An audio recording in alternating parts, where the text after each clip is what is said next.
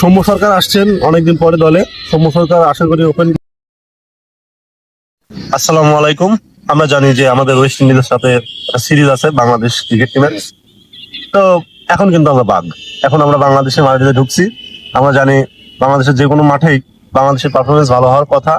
আর West ইন্ডিজের সাথে আমরা বিগত কয়েক বছরে যে সিরিজগুলো খেলছি তাদের সাথে কিন্তু রেকর্ডের দিকে তাকালে কিন্তু খুব একটা বেশি আমরা যে তাদের থেকে পিছিয়ে আছি তা কিন্তু না। আমরা যথেষ্ট ভালো পর্যায়ে তাদের সাথে ক্রিকেট খেলছি এবং আশা করি যে এখান থেকেও আমাদের এই সিরিজ জিতে নেওয়া সম্ভব।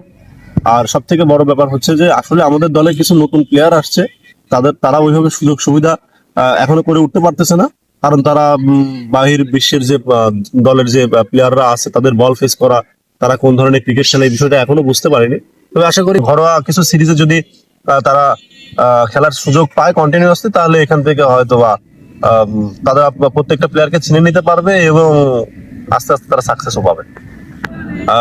সৌম্য সরকার আসছেন অনেকদিন পরে দলে। সৌম্য সরকার আশা করি ওপেন। আসলে যেহেতু আমাদের ওপেনারদের নিয়েই প্রবলেম, সৌম্য যদি ওই জায়গায় তার পিওর খেলাটা খেলতে পারে তাহলে এখান থেকে কিন্তু বাংলাদেশ একটা ভালো কিন্তু একটা সুযোগ পাবে।